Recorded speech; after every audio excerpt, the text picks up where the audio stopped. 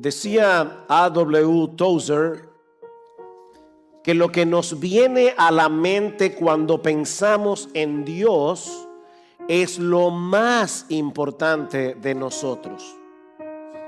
Voy a repetir esa idea otra vez.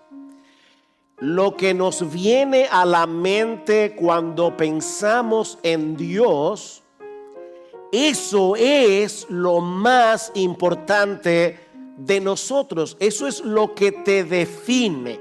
No lo que piensas acerca de ti, sino lo que piensas acerca de Él. Porque ese pensamiento acerca de Dios determina todo lo demás. Por esta razón, sigue diciendo Tozer, la realidad más portentosa acerca de cualquier ser humano no es lo que él pueda decir o hacer en un momento dado, sino la forma en que concibe a Dios en lo más profundo del corazón.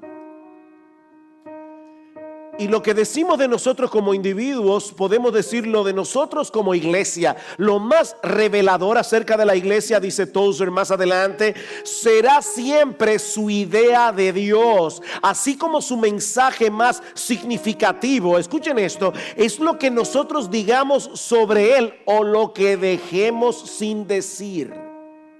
Porque con frecuencia nuestro silencio es más elocuente que nuestras palabras.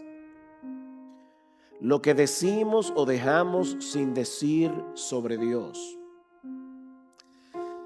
Mis hermanos, cuando nosotros empequeñecemos a Dios, cuando nosotros trivializamos a Dios en nuestras mentes, las cosas que realmente importan en la vida son trivializadas también y nos convertimos en personas superficiales, nos convertimos en personas mediocres. Yo creo de verdad que ese es el gran problema de muchos creyentes y de muchas iglesias en el día de hoy, que no tenemos una idea lo suficientemente elevada de quién es Dios. Y consecuentemente no somos dominados por una pasión por Él que arrastre todo lo demás a un plano muy secundario. Y cuando digo todo lo demás, me refiero a todo lo demás. Tenemos una distorsión, mis hermanos, en nuestras listas, en nuestra lista de prioridades. Es por eso que tú y yo necesitamos pasar por una experiencia similar a la que se describe en el capítulo 6 del libro de Isaías que leímos hace un momento. Nosotros necesitamos experimentar el trauma de ver a Dios. Necesitamos una experiencia traumática. Y yo le ruego a Dios que envíe su Espíritu Santo en esta mañana y que no haya un miembro de Iglesia Bíblica del Señor Jesucristo que no experimente ese trauma hoy. A Isaías le tocó ministrar durante un tiempo muy difícil. A veces nosotros pensamos, pastores, que si viviéramos en otra época. Pero esta época tiene tantas cosas que nos distraen. ¿De verdad tú crees que si tú vivieras en el siglo XIX, cuando no había internet, cuando no había WhatsApp, cuando no había Instagram, eso te haría más piadoso? En el tiempo de Isaías había mucha decadencia moral, mucha decadencia política, mucha decadencia religiosa en el reino de Judá, que fue donde ministró Isaías. Los gobernantes eran muy corruptos, el pueblo era muy idólatras, los ricos eran unos explotadores y la cultura del entretenimiento se había expandido como un cáncer en la sociedad. Vayan conmigo a Isaías capítulo 5, capítulo antes de nuestro texto. Lean el versículo 8. Ay de los que juntáis casa con casa y añadís campo a campo hasta que no queda sitio alguno para habitar vosotros solos en medio de la tierra. Había un materialismo rampante. Versículo 11. Ay de los que se levantan muy temprano, muy de mañana para ir tras la bebida, de los que trasnochan para que el vino los encienda. Versículo 18. Ay de los que arrastran la iniquidad con cuerdas de falsedad y el pecado como coyundas de carretas. Los que dicen que se dé prisa, que se apresure su obra para que la veamos. ¿Dónde está el Señor? Que se acerque y venga el propósito del Santo de Israel para que lo sepamos. Ay de los que llaman al mal bien y al bien mal. ¿Les suena parecido a eso?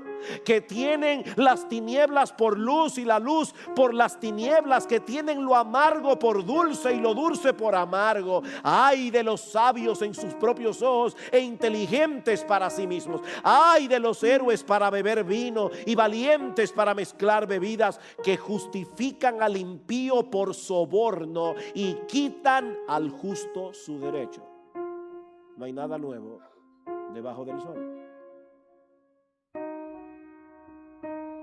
Lo único que parecía darle cierta estabilidad a la nación era el rey Usías, un líder político y militar muy capaz, que llevó al pueblo de Israel, al reino de Judá, a su esplendor mayor en aquellos días. Usías reinó 52 años en Judá. 52 años, lo que Fidel estuvo en Cuba más o menos. Lamentablemente dice en segunda de Crónicas capítulo 26 versículo 16 que al final de sus días, cuando llegó a ser fuerte, su corazón se hizo tan orgulloso que obró corruptamente y fue infiel al Señor su Dios, pues entró al templo del Señor para quemar incienso sobre el altar del incensario. Algo que un rey no debía hacer, solamente los sacerdotes. Y cuando los sacerdotes trataron de impedirlo, el rey Usías se llenó de ira y ahí mismo en el templo Dios lo castigó con lepra y murió. El rey que había traído algo de estabilidad a la nación, después de 52 años desaparecía del escenario político como un arrogante cubierto de vergüenza. Y ese fue el año en que Isaías tuvo la visión que marcó el inicio de su ministerio. Noten el versículo 1 del capítulo 6. En el año de la muerte del rey Usías, vi yo al Señor. En el año de la muerte del rey.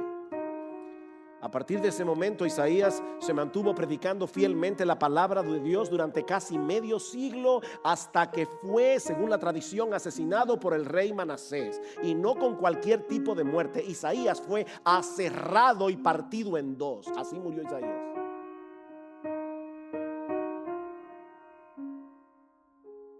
Mis hermanos, ¿qué es lo que se requiere para tener tal pasión por Dios que le permita a un ser humano común y corriente, como tú y como yo, predicar con fidelidad la palabra por casi 50 años en medio de tanta apostasía y corrupción moral?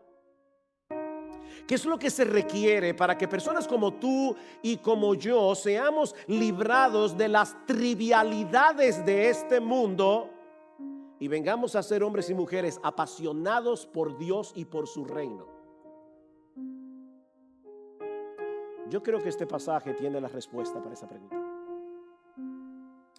En primer lugar, mis hermanos, nosotros necesitamos una visión más elevada de la santidad y la soberanía de Dios.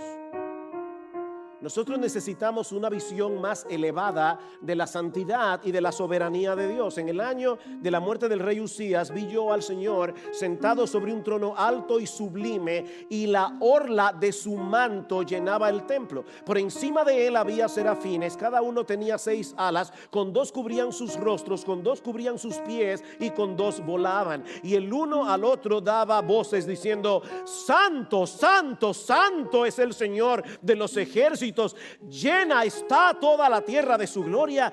Y se estremecieron los cimientos de los umbrales a la voz del que clamaba, y la casa se llenó de humo.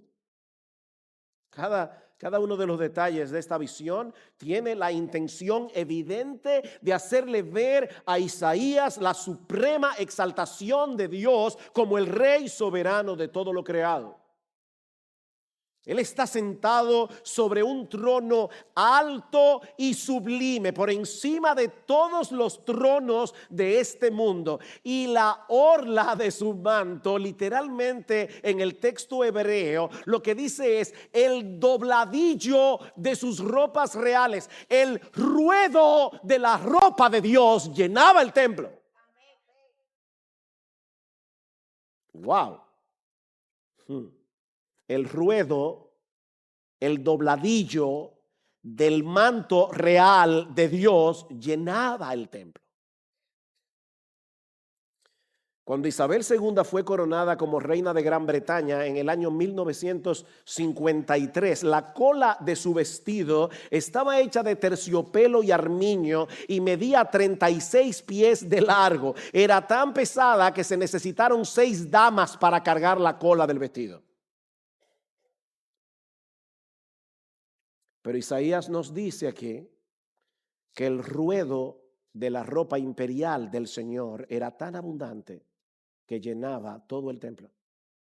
Y por supuesto, hermanos, este es un lenguaje apocalíptico, es una visión que es imposible de visualizar con nuestra imaginación. Lo que se pretende aquí con esta descripción no es que tú y yo podamos visualizar lo que Isaías vio, es que podamos entender que ningún monarca terrenal, por poderoso que sea, puede compararse siquiera con la realeza, el esplendor y la majestad de nuestro Dios. Él es infinitamente glorioso, Él es infinitamente esplendoroso, Él es infinitamente poderoso.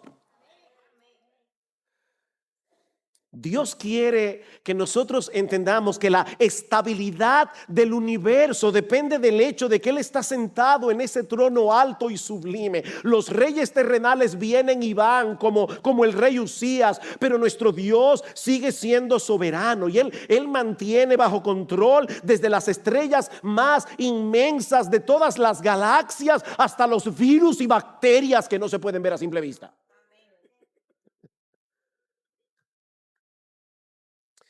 Pero Isaías vio también a un grupo de seres angelicales llamados serafines, que se encontraban alrededor del trono alabando a Dios. La palabra que se usa y que se traduce aquí como serafín transmite la idea de algo fiero, algo temible. ¿Ustedes recuerdan cuando Dios mandó un juicio sobre la nación de Israel en Números 21? Dice que había serpientes ardientes o serpientes abrasadoras. La palabra hebrea que se usa en Números 21 es serafín. Es algo terrible. Probablemente los serafines sean las criaturas más poderosas y majestuosas que Dios haya hecho, porque son las que están más cerca del trono de Dios. Y sin embargo, aún ellos deben cubrir su rostro en la presencia de Dios en señal de reverencia. Es obvio que los serafines no tienen una imagen trivializada de Dios. Lo único que ellos dejan al descubierto son sus bocas para poder alabarle. Dice en el versículo 3 que el uno al otro daba voces diciendo: Santo, Santo, Santo Jehová de los ejércitos. Y probablemente el otro grupo le respondía: sí, toda la tierra está llena de su gloria. En las escrituras se usa la repetición, ese recurso de la repetición, cuando se quiere enfatizar algo. Lo mismo que nosotros hacemos cuando subrayamos o cuando ponemos una oración en negrita. De manera que lo que los serafines están haciendo aquí es proclamar de la forma más enfática posible que nuestro Dios es santo. Y ese es el único atributo divino que se repite 3 veces en la Biblia. Dios es amor, pero la Biblia no dice que Dios es amor, amor, amor. La Biblia no dice que Dios es justo, justo, justo. La Biblia nos dice que Dios es todopoderoso, todopoderoso y todopoderoso. No, pero la Biblia dice que Dios es santo, santo, santo. Ahora, cuando escuchamos la palabra santidad, lo primero que suele venir a nuestras mentes es la idea de pureza moral. Y aunque es indudable que eso está incluido en el concepto de santidad, nuestro Dios no tiene nada que ver con el pecado. Sin embargo, lo que los ángeles están diciendo aquí no es que Dios es puro, puro, puro. La idea detrás de esta palabra es que nuestro Dios está por encima de todas las cosas creadas por Él. Cantábamos hace un momento, santo, santo, santo, y nada hay a tu lado, en poder perfecto, en pureza y caridad. Nada hay a tu lado. La palabra que deberíamos usar, pero que lamentablemente casi no se usa en el día de hoy, es trascendente. Trascendente, lo que está más allá. Nuestro Dios está infinitamente elevado sobre todas las cosas que existen. En todo el universo no hay absolutamente nada que pueda compararse con Dios. Él es únicamente único. Esa es la idea que los serafines tratan de comunicarnos aquí. Santo, santo, santo. ¿Saben que hoy día en las iglesias se tiende a sobreenfatizar la presencia de Dios en medio de su pueblo? Y eso está bien. El problema es que pocas veces se nos habla de su trascendencia, de su infinita grandeza, de su gloriosa majestad. Irónicamente, eso no nos permite valorar su presencia en toda su dimensión, porque, mis hermanos, es abrumador pensar que un Dios como el nuestro al mismo tiempo sea un Dios cercano. Tú no vas a valorar la presencia de Dios si tú no entiendes quién es Él. Creo que era Sproul, R.C. Sproul, que preguntaba: ¿qué puede ser más parecido a Dios, un gusano o un serafín? ¿Qué puede ser más parecido a Dios, un gusano o un serafín? ¿Saben cuál es la respuesta? Ninguno de los dos. Ninguno de los dos. Cuando el punto de comparación es Dios, tanto el gusano como el serafín se convierten en algo menos que nada. Sin embargo, y esto también es sumamente importante, según la Biblia, la santidad es uno de los atributos comunicables de Dios. ¿Y eso qué significa? Bueno, que ese es uno de los atributos que Dios comparte con nosotros en cierto grado. La Biblia dice: sed santos porque yo soy santo. La palabra santidad, cuando se usa en ese caso para nosotros, o el templo era santo, la Biblia es santa, Israel era tierra santa. Cuando se usa en ese sentido, lo que quiere decir es que nosotros hemos sido apartados para el uso exclusivo de Dios. De manera que la idea que se quiere comunicar al decir que los creyentes debemos ser santos es que nosotros fuimos comprados por Dios para ser exclusivamente suyos. Dios posee otros atributos que los teólogos han denominado incomunicables porque son exclusivos de Dios. Él es omnisciente, Él lo sabe todo. Él es inmutable, Él nunca cambia. Él es infinito, Él es eterno, Él es todopoderoso. Ahora, ¿saben lo irónico, mis hermanos? Lo irónico es que nosotros quisiéramos tener esos atributos incomunicables. Nosotros quisiéramos ser omniscientes, queremos ser todopoderosos. Tú no quieres eso. Cuando tú eres chiquito, ¿tú nunca soñaste con ser Superman? Porque yo sí. ¿Tú nunca quisiste ser Superman? Tú tienes algo raro. Porque todos los seres caídos queremos ser Superman. Queremos los atributos incomunicables, pero no queremos imitar a Dios en los comunicables. Él es amor, bondad, santo. No trates de ser Dios. Conténtate con contemplar su hermosura con admiración, tanto en su palabra como en todo lo creado. Dicen los serafines que ese Dios 3 veces santo ha llenado la tierra de su gloria. ¿Sabes lo que eso significa? Lo que eso significa es que si nosotros no estuviéramos infectados con el secularismo y el naturalismo de nuestra generación, donde quiera que nosotros posáramos nuestros ojos, veríamos suficientes evidencias de la gloria, el poder, la majestad, la no sé si se puede decir excelsación de Dios. que nos postraríamos en adoración delante de Él. La tierra está llena de su gloria. Pero estamos infectados. A pesar de que nosotros decimos, no creemos en el evolucionismo, nosotros creemos que Dios creó todas las cosas. Decimos eso con la boca, pero estamos infectados con el virus del secularismo.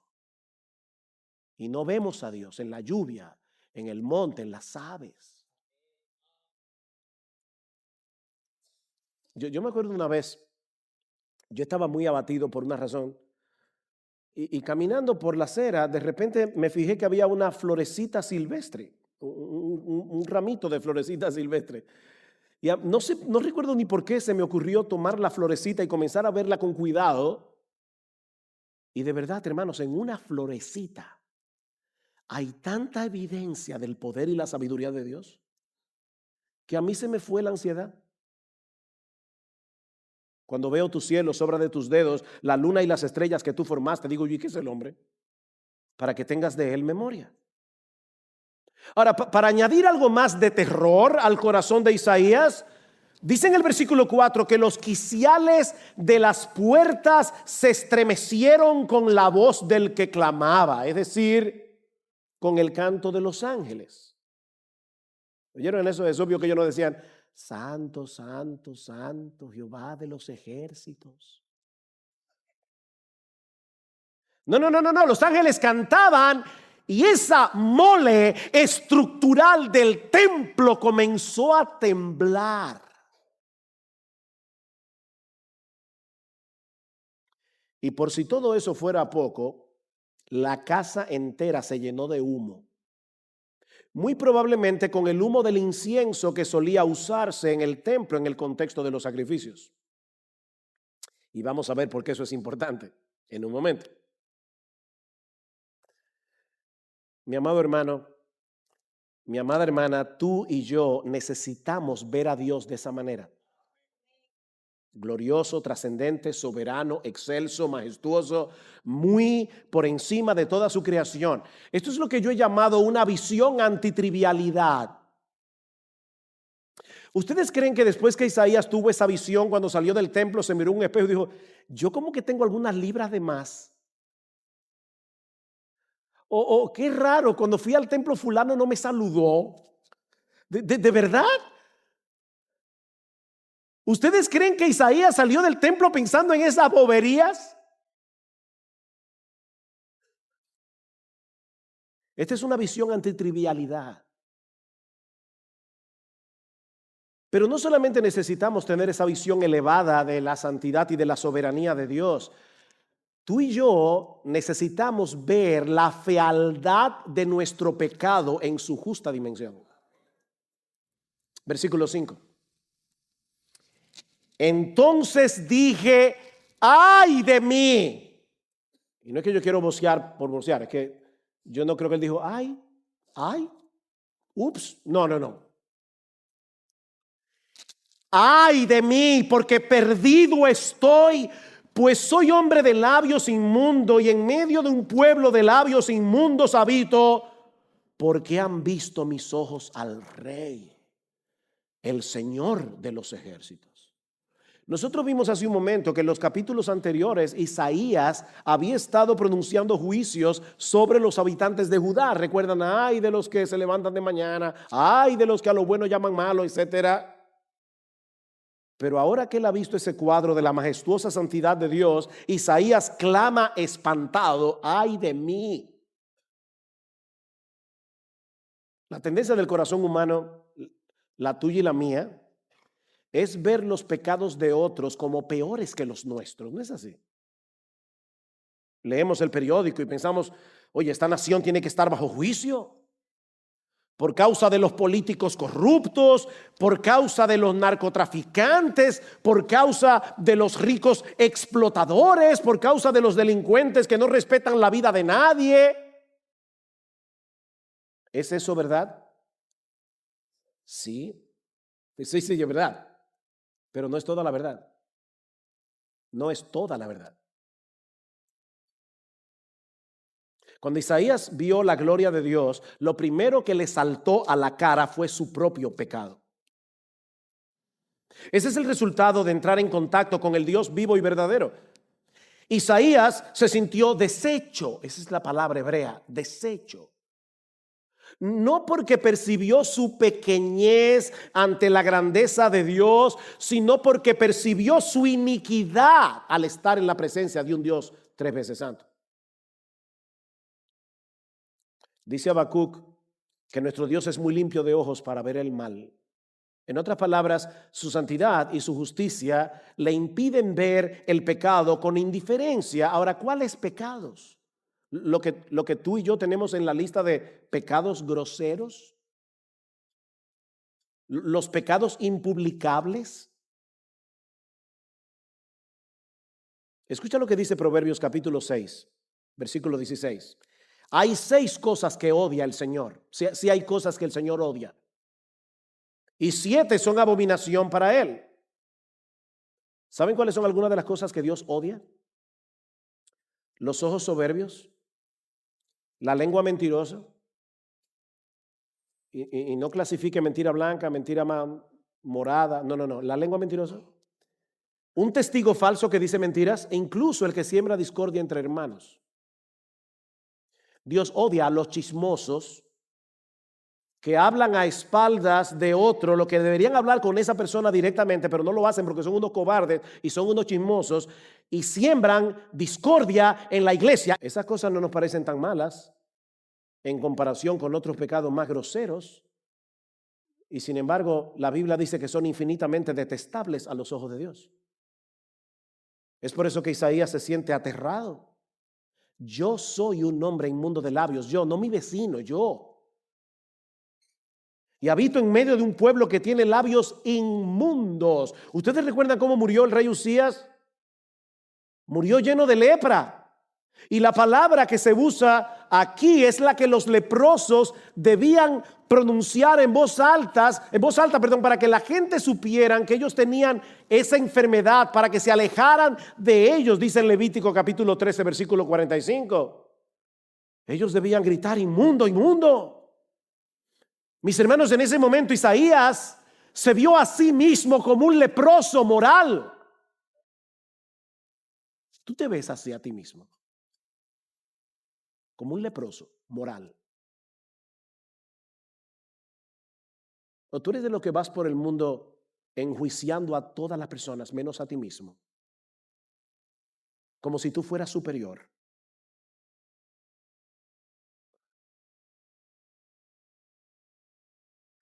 Alguien decía que cuando Isaías vio la gloria de Dios, cada partícula de justicia en la que él confiaba quedó completamente demolida. Pero gracias al Señor que nuestra visión no termina ahí. Esa visión aterradora que tuvo Isaías en el templo es lo que sirve de trasfondo para resaltar la gracia perdonadora de Dios. Y eso nos lleva al tercer encabezado. ¿Tú quieres ser apasionado con Dios? ¿Apasionado con el Dios Santo? Tú necesitas abrazar el perdón que Dios otorga de pura gracia. Versículo 6. Entonces voló hacia mí uno de los serafines con un carbón encendido en su mano, que había tomado del altar con las tenazas, y con él tocó mi boca y dijo: he aquí, esto ha tocado tus labios y es quitada tu iniquidad y perdonado tu pecado. Qué hermoso. ¿Se dieron cuenta, mis hermanos, que el texto no dice que Isaías le pidió a Dios que lo perdonara? Ahí no hay ninguna petición de parte de Isaías. Él simplemente reconoció su pecado en una actitud implícita de arrepentimiento, y Dios, que se deleita en perdonar, le manifestó de inmediato la gracia del evangelio. ¿Qué Dios tenemos? Mis hermanos, cuando Dios abre nuestros ojos para que veamos cuán santo Él es y cuán pecadores somos nosotros, no lo hace para destruirnos, es para darnos vida. Él es supremamente trascendente, como vimos hace un momento, pero al mismo tiempo es un Dios de gracia que se acerca a nosotros con la disposición de concedernos el perdón de todos nuestros pecados. Por supuesto, el hecho de que este serafín haya tomado del altar un carbón encendido para purificar a Isaías nos dice que un sacrificio había sido hecho y quemado en el altar, prefigurando obviamente el sacrificio de nuestro Señor Jesucristo. Dios no se hace de la vista gorda con respecto al pecado del hombre, sino que hizo provisión para que ese pecado pudiera ser perdonado sin él pasar por alto su justicia. Solo a Dios se le pudo haber ocurrido el evangelio. Dios no vino a Isaías preocupado por su autoestima. Ay de mí, no, Isaías, no. Has entendido mal la visión. Lamento mucho que te hayas sentido tan miserable, porque en realidad tú eres lo mejorcito de la sociedad judía. No te sientas tan mal. No, a Dios no le preocupaba la autoestima de Isaías. Dice Jerry Bridges, la buena noticia del evangelio no es que nosotros no somos tan malos. La buena noticia es que Dios a través de Cristo ya trató con lo malo que somos. No es que tú no eres tan malo, tú eres peor de lo que tú crees. Y yo también. El Señor no solo perdonó nuestra culpa sobre la base de la justicia de su Hijo, sino que también puso su justicia perfecta en nuestra cuenta por medio de la fe. Imagínate que te has pasado el día entero cavando una zanja en el patio de tu casa. Al final del día estás muy sudado, completamente sucio de pies a cabeza. Pero resulta que esa noche tienes un compromiso con alguien muy importante que te ha invitado a cenar. Pregunta: ¿sería lógico que te pusieras ropa limpia sin haberte bañado primero? No. Ok, ¿y qué tal si te das una ducha y luego te pones la ropa con la que tuviste acabando todo el día? No, las dos cosas son ridículas. Tú necesitas una ducha y necesitas ropa limpia. Y eso fue lo que Dios nos proveyó. Dios nos lavó con la sangre preciosa de Jesucristo, pero no nos dejó así. Nos vistió con la ropa de gala de la justicia perfecta de nuestro Señor. ¿Y cómo reaccionó Isaías ante la gracia perdonadora de Dios? Déjame personalizar esta pregunta. Mi hermano, ¿cómo deberíamos reaccionar tú y yo ante la extraordinaria noticia del evangelio de que ese Dios trascendente, sublime, infinitamente majestuoso, perfectamente puro, ha decidido perdonarnos por medio y al precio de la vida de su Hijo? Eso nos lleva de la mano al cuarto elemento de este pasaje. Necesitamos asumir el privilegio del servicio. Noten que no dije que necesitamos servir. No. Yo lo que estoy diciendo es que tú y yo necesitamos asumir el privilegio del servicio. Versículo 8. Y oí la voz del Señor que decía, y aquí tenemos otra vez el misterio de la Santísima Trinidad, Dios en tres personas, bendita Trinidad, cantábamos hace un momento. Oí la voz del Señor que decía, ¿a quién enviaré? Singular. ¿Y quién irá por nosotros? Plural. El Dios singular, que al mismo tiempo es plural, porque es un solo Dios en tres personas, el Padre, el Hijo y el Espíritu Santo. No mezclen las personas. Yo oigo a personas orar y decir, Padre, yo te doy gracias por haber muerto por mí en la cruz. Eso es una herejía que se llama patripasionismo, porque está diciendo que el Padre fue que sufrió la pasión en la cruz del Calvario. No, el Padre no murió en la cruz, el que murió en la cruz fue el Hijo. Así que no le des gracias al Padre por haber muerto en la cruz. Él no murió en la cruz, ni fue el Espíritu Santo, fue el Hijo. Son tres personas, un solo Dios. Así que Dios le permite a Isaías, oigan esto, escuchar una conversación privada entre las tres personas de la Trinidad. ¿A quién enviaré? ¿y quién irá por nosotros? Ahora, por supuesto, no es que Dios está preocupado. No es que Dios tiene que plantearse este tipo de interrogantes, pero Él desea poner una inquietud en el corazón de Isaías. Hay algo que Él debía hacer, no porque Dios necesitaba que Isaías lo hiciera, sino porque Dios en su gracia y en su bondad quería darle a Isaías el privilegio de que lo hiciera. ¿Ven el punto? Tú necesitas asumir, yo necesito asumir el privilegio del servicio. ¿A quién enviaré? ¿Quién irá por nosotros? Isaías inmediatamente responde: heme aquí, Señor, envíame a mí.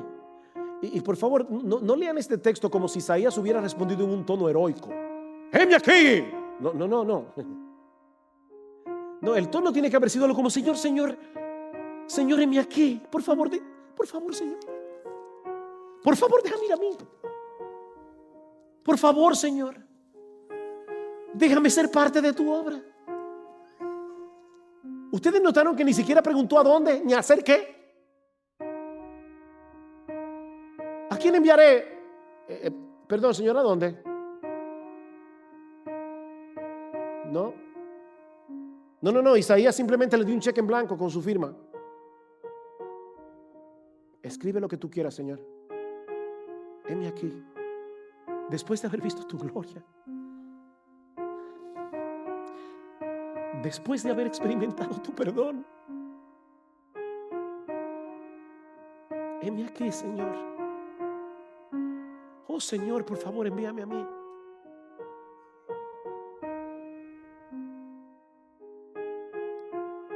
¿Qué fue lo que movió a Isaías a mantenerse por 5 décadas haciendo esto que él comenzó a hacer en Isaías 6? Él era un hombre sujeto a pasiones iguales que las nuestras, como dice Santiago de Elías. Isaías tuvo que luchar con los mismos temores que tú y que yo, con las mismas tentaciones. Pero él acaba de experimentar la gracia del Evangelio. Él acaba de experimentar el gozo inefable de saberse perdonado por ese Dios majestuosamente santo que se le reveló en esa visión tan extraordinaria. Mis hermanos, el motor que mueve la vida del creyente hoy es el mismo que movió a Isaías hace siglos atrás. Es el Evangelio. Hace unos años leí un ejercicio interesante basado en ese texto. ¿Qué hubiera pasado si Isaías hubiese escuchado el llamado de Dios antes de tener la visión de su santidad? Probablemente se habría sentido tentado a pensar que él era la persona idónea para ser el portavoz de Dios. Por supuesto, Señor, que puedes enviarme a mí. Claro, no dice eso con la boca, es una actitud del corazón. ¿Qué pieza, Señor? ¿Y quién mejor que yo? Piensa, Señor, en los hombres que hay en la iglesia. Mírame a mí. ¿A quién tú vas a enviar? A fulano, que es un carnal.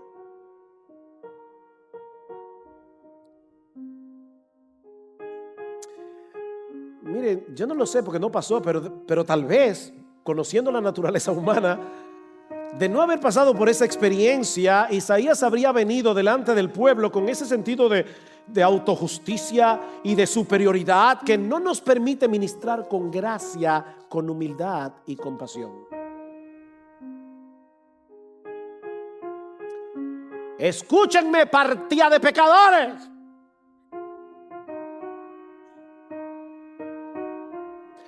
Ahora, supongamos que hubiera sido al revés, que Isaías hubiera recibido el llamado de Dios después de haber sido devastado por la visión de su gloria, pero sin haber recibido el perdón del Evangelio. Entonces es muy probable que cuando Isaías escuchó el llamado del Señor: ¿a quién enviaré? Oh, Señor, yo lo siento, yo no puedo ir. Yo lo siento, Señor. Yo soy un hombre inmundo de labios, yo soy totalmente indigno para ser tu portavoz. Para que Isaías estuviera listo para ministrar, él necesitaba las dos cosas. Él necesitaba sentir en lo más profundo de su corazón la maldad de su pecado a la luz de la excelsa santidad de Dios, y necesitaba experimentar el perdón revelado en el Evangelio. En otras palabras, Isaías pasó por un proceso en 4 etapas: asombro y temor, culpa, gracia y gratitud.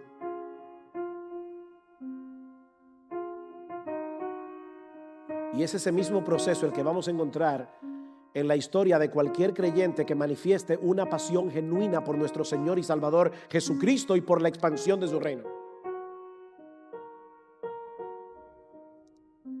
¿Saben por qué no se percibe en nosotros esa pasión que pone cada cosa en su lugar en nuestra lista de prioridades? Porque no tenemos una idea muy clara de nuestra culpa a la luz de la santidad de Dios, y por eso no podemos valorar en una forma adecuada la magnitud de su perdón.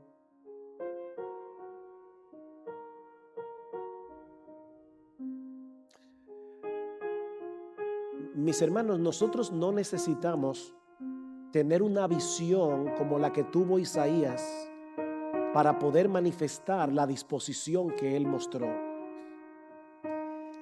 Porque de hecho, nosotros tenemos algo más sorprendente que la visión de Isaías.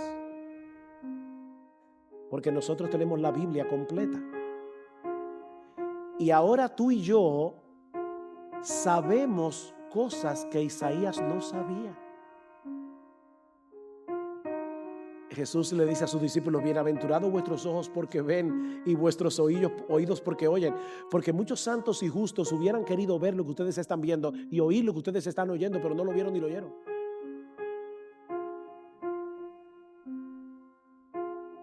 Escucha este pasaje en Juan capítulo 12. Y oh Dios, ahora mismo te ruego, Señor, que tu Espíritu Santo venga y aplique este pasaje en nuestro corazón.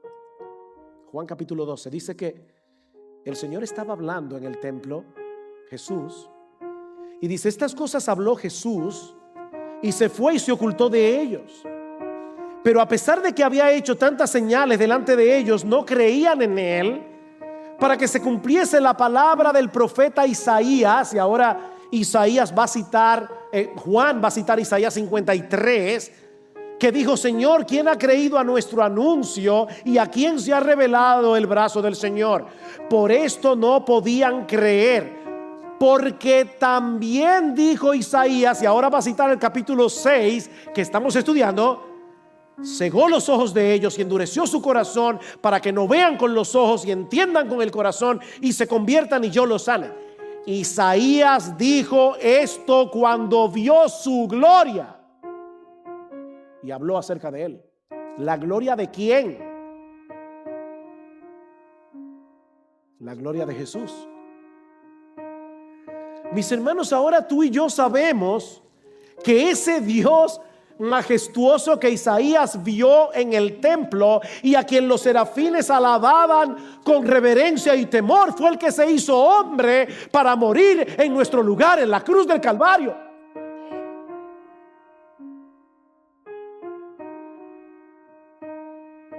Esta mañana me tocó leer en mi devocional Mateo capítulo 27, y yo le pedía perdón al Señor, porque decía: Señor, yo voy a predicar de Isaías 6 y ya yo sé que este Jesús que atravesó por todos estos dolores es el Rey de gloria, a quien los serafines alaban en el cielo.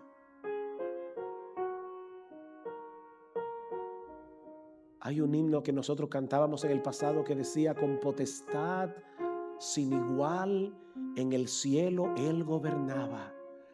Los ángeles su voluntad siempre cumplían, pero un día le vimos cargar su cruz.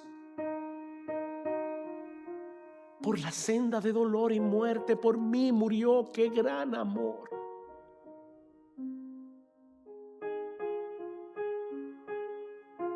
Oh, mis hermanos, es la contemplación de costosísimo amor salvador de Dios mostrado en la cruz.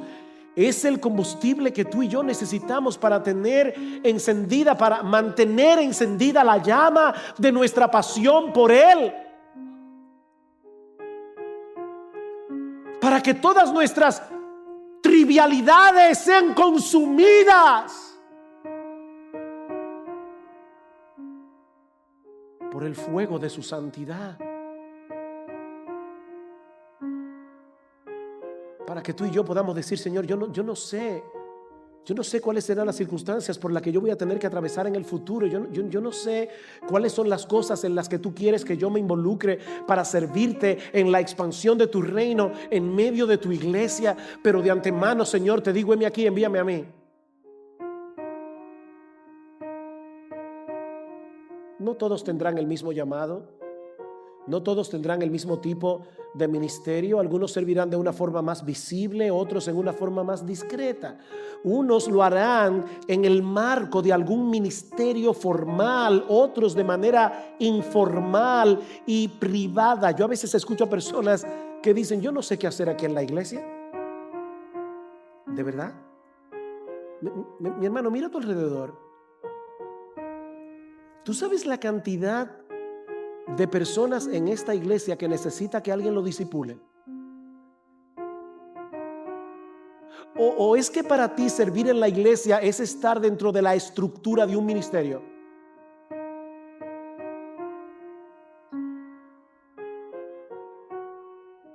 ¿De verdad tú no sabes en qué servir aquí en la iglesia?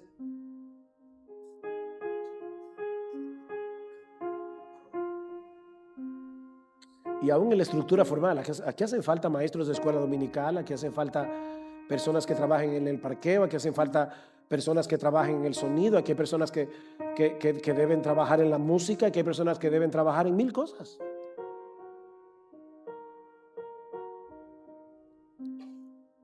Mira a tu alrededor.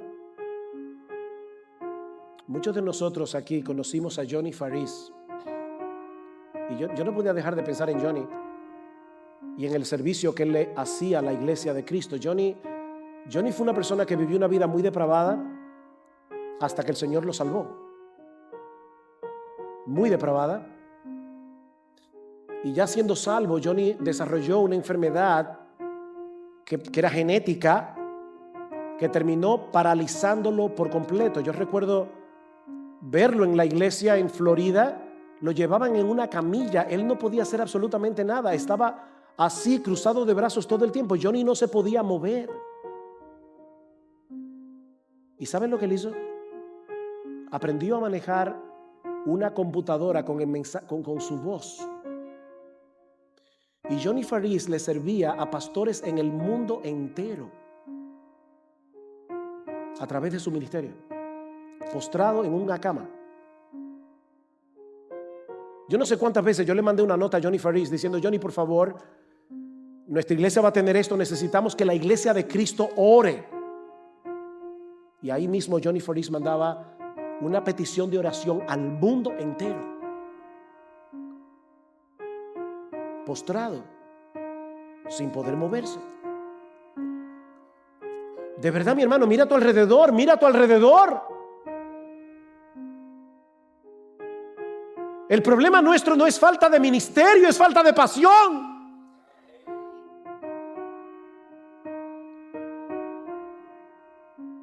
Oh, mi hermano amado, vas a salir de este lugar pidiéndole al Señor que destruya las trivialidades de tu corazón y que te dé una pasión que te consuma por Él y por su gloria. Y si tú estás aquí sin Cristo en esta mañana, yo espero que tú puedas mirarte en el espejo de Isaías. Mira, mi amigo, yo no sé cuán decente es la vida que tú has vivido hasta ahora, pero a la luz de la santidad de Dios, yo tengo que decirte que tú estás en problemas. Algún día tú te vas a presentar delante de este Dios 3 veces santo, infinitamente trascendente, que conoce tu vida hasta los secretos más ocultos de tu corazón. La buena noticia es que ese Dios ha provisto salvación en Cristo. Y si vienes a Él con esta misma disposición que tuvo Isaías hacia su propio pecado, el Dios del cielo te perdonará por completo sobre la base de la obra de Cristo en la cruz. No trates de minimizar y de justificar tu culpa. Ven al trono de la gracia, reconociendo que has pecado contra Dios, pero confiando enteramente en la justicia y la obra de su Hijo, porque en ningún otro hay salvación, porque no hay otro nombre bajo el cielo dado a los hombres en que podamos ser salvos. Oh, que Dios conceda gracia en esta mañana, abundante gracia de perdón, abundante gracia de fe y de arrepentimiento.